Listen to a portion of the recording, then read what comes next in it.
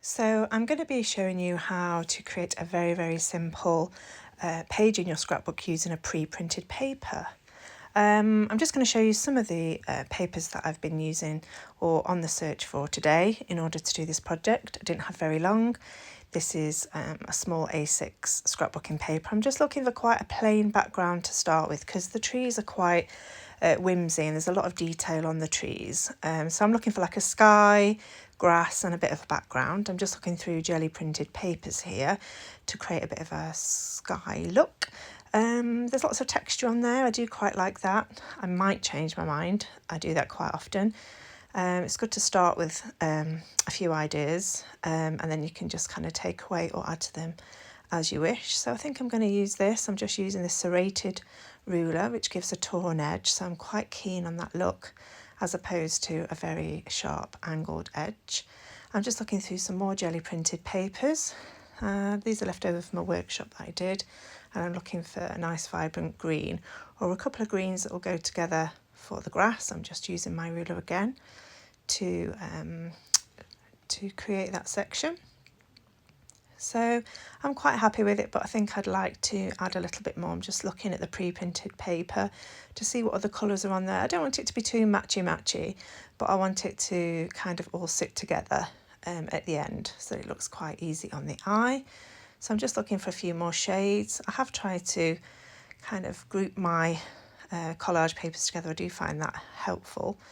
It's a bit of a pain doing it at the end of a big project, but I do find it helpful when you're starting a project. So I thought about this bullet journal paper. It's quite plain. I was looking to perhaps add to it. I like the thickness of it. I like the little dots, but I think it might be too plain. I haven't really got time to be adding to that plain piece of paper at the moment, so I think I'm going to stick with patterned. I'm going back into the A6 little book that I have. I just found that spotty paper was perhaps not what I was looking for. Like I said, the little trees on that printed paper are quite vivid.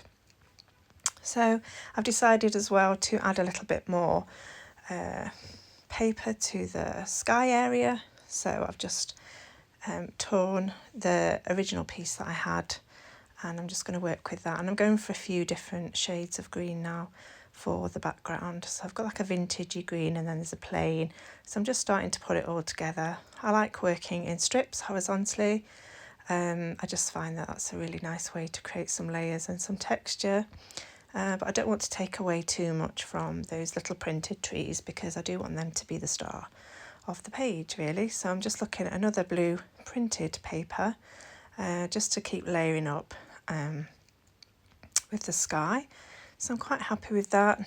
Like I said, I can take things off and put things on quite often, and this is fine to do that. I think it's important to have a good selection of papers.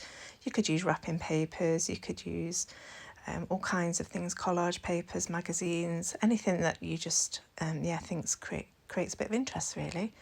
So I think I'm there with that. Still thinking about the layout. Should I move it round? And I think I'm just going to go for it. Once the Pritt stick comes out, I think I'm committed. So I'm just going to Pritt stick all those. I think I need a new Pritt stick. Some of the kids have been using those in the community class. I really need to get a new one for myself. So I'm just starting to commit to laying down the strips in the order. So I've got a few of the green pieces that are going to be the background. Again, I want them to be a little bit on the plain side so that the little trees do pop out. Quite happy with my selection for the sky, so I'm just going to Pritt stick those and layer those on the top. The pieces are slightly bigger than the scrapbook page. I find this quite helpful, then I can just neatly trim it around the edge later instead of trying to trim every single piece to the correct size. I just work quite loosely like that. So just again torn edges, torn strips, quite like that. Just pressing down quite firmly. I'm still not decided on that bullet paper, but I keep coming back to it. I've gone back to the sky blue colour and just pulling an extra strip from there.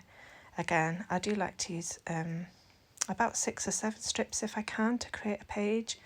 Like I said before, just to create a bit of texture and a bit of interest. So that's going on. So I've now got 3 strips for the sky.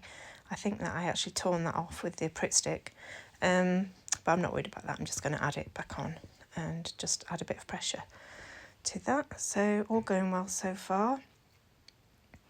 Like I said, it's nice to have some papers pre-printed, quite like tissue papers and things like that. You could use that in the project. I was just quite stuck for time, so I was just trying to use what I've got. I've gone for a different piece again on the green, which is going to be the grass. So I'm just looking to layer that up as well. So that's going to go down at the bottom. And then, yeah, I just found this other piece with a few different shades on. You can just see it there to the right hand side. I'm going to add that on as well, but I'm not going to glue it down just yet because I want to put the trees down first. So just selecting a couple of trees. Really like this print. Like I said, you could use wrapping paper, or you could photocopy an image that you quite like out of a book, or some, like say, pre-printed papers that you already might have. I would normally make my own little trees from paper, but like I said, this is just a quick and easy way to create a page in your scrapbook. So yeah, just loosely cutting them out first. I think there's about 4 or 5 designs on there, so I think I'm just going to cut one of each to start with. Quite like the designs. I'm not keen on, I do love the birds, but they're quite tiny to cut out. I might go back to those later. So yeah, just cutting those out, using quite a small pair of scissors when it comes to doing the finer detail of cutting out. But for the moment, just loosely cutting, trying to get an idea of layout, how many trees I'm actually going to use, how many can I fit on the page. These are not tricky to cut out at all. When you look at the design, yeah, I was quite pleased with that because I don't want to be cutting out branches really. So just having a look at the layout, going back to my very small pair of scissors and just finely cutting around there. I do like to leave a white edge if I can. I don't think I've done this on all of the trees, but where I can, if I've left enough space, I like to leave a white edge around there. I'm going to add some pen detail later, and I'll show you that later on in the video, and that's going to give it a little bit of a sketchy look. And I do like a nice fine black liner to outline things like wording.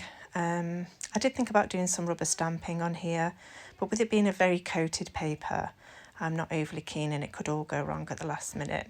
I do use a Stays-On ink pad sometimes for coated paper, but again, I just wanted this to be simple, just strips of paper and a pre-printed sheet.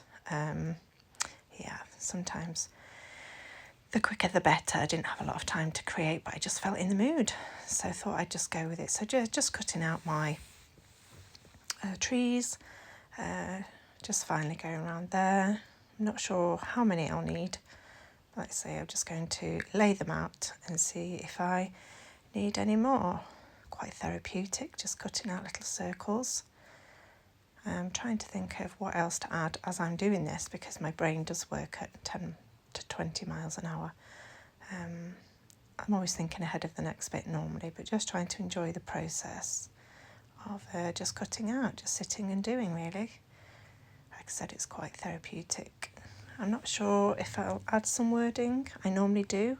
I recently found out that adding the little bits of wording to collage is called wordfetti, which I really love. Love that word. You learn something new every day.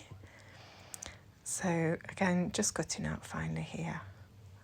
Probably could have sped up the video a little bit here, but hey, I think it's good and quite therapeutic to watch actually. So I'm just laying them out, just trying out a few different ways of ordering them. I do quite like the different sizes as well. I think that's really helpful. I could overlap them, I'm not quite sure. I do quite like things to be a little bit uniform when it's the main, and kind of like the main project on the page, the main image. So I'm just going back to the strip of paper that I talked about earlier because I do want to kind of hide the tree stumps behind another piece of paper. That's the idea anyway. So I'm going to now, and I've committed to how many I'm going to put down. I'm just going to use a Uniball fine liner. I'm just going to go around loosely to add a sketchy stitch. You don't have to do this, but I love the hand-drawn effect. And like I said, normally I would watercolour my own trees or paint them. but just for the purpose of a quick video and a quick project, I thought I'd just go around each one. I just love that whimsy kind of look that pen brings. I use it in a lot of my mixed media work as well. So I think I've got 3, 4, 5, 6 trees. So I'm hoping that will be enough. If not, I can cut some more. Loving the colours of these, all the different greens, and I do like the little scribbles and designs on the inside. A lot quicker than doing my own, which I have done in the past. I do love trees, little houses, very whimsy little images. So I've gone round them and now I'm going to commit. So I've remembered to cut them out and put them in order of how I wanted them. So just sticking them down, putting down a little bit of pressure.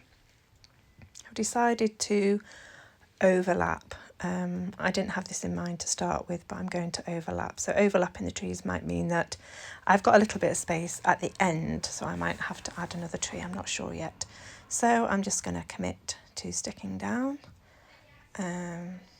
So yeah, I'm really happy with how that looks. And yeah, sticking away, pressing away.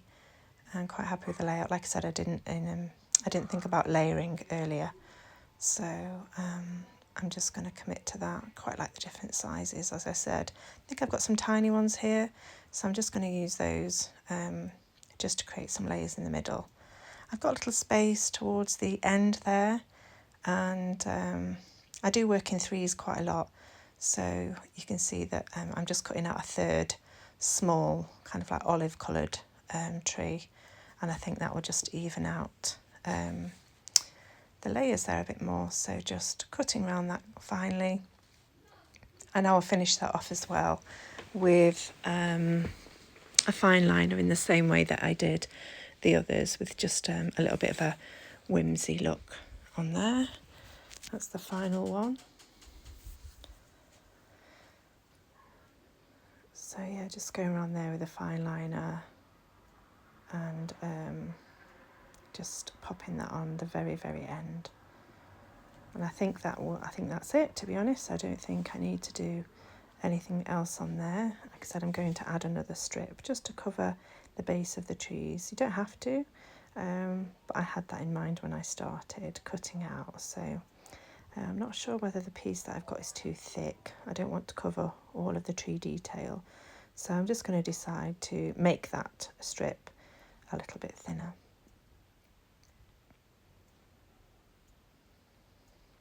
You can see there that when I've cut, there's a little bit missing there. Now that might be fine for some people, but that would just get on my nerves. So I might do something about that later. I know it's silly and mixed media should be a lot more free-flowing than that, but yeah, there are just some little things. Yeah, that will just get on my nerves. Okay, so I'm just sticking that down. So I've committed to that, just turning it over at the end. And I will trim that back later on. So quite happy with that, really love it. Decided to, I think, just cut out one of the little birds. I know they've got a lot of birds on those trees, but quite tiny to cut round, so just loosely cutting round first. And then I think I just might pop that on one of the trees, perhaps in the centre. So I'm just going to cut around there and just glue that on perhaps one of the centre trees, perhaps just at the top. I think on the printed image it did have kind of like a stick leg drawn onto there, so I might add that. So I'm just sticking that down. I'm just going back to my pen and just, it's only a tiny little bit of detail, but I think it just sits nicely with the fact that I've done the detail around the trees, so I just added that little bit of detail to there. Just looking at some wording, don't want to take away from the trees, and those whimsy images. So yeah, just looking at a few. Printed these out. I think I bought them from Etsy, and this one says explore. I've got lots of different wording, but I'm just looking for one word really. And so yeah, I'm going to go for that. So just cutting that out again finally with the scissors. Again, you can use collage from magazines, you can handwrite, there's lots of different things that you can do to get wording, and I do use a range of things in mixed media. So I'm just popping that on there, and I'm going to finish it off with, I'll do some black pen around there because I think it ties in nicely with the fact that I've used a black pen around the trees and the little bird. So I think that looks okay there. So I'm quite happy with that. It's been stuck on quite a few layers, and yeah, I'm happy with the fact that it's stuck down. So that's it, a quick little page in the scrapbook. It's been so much fun recording my very first video on YouTube, and I hope you'll join me again soon for more scrapbooking ideas, tips and tricks. Bye for now.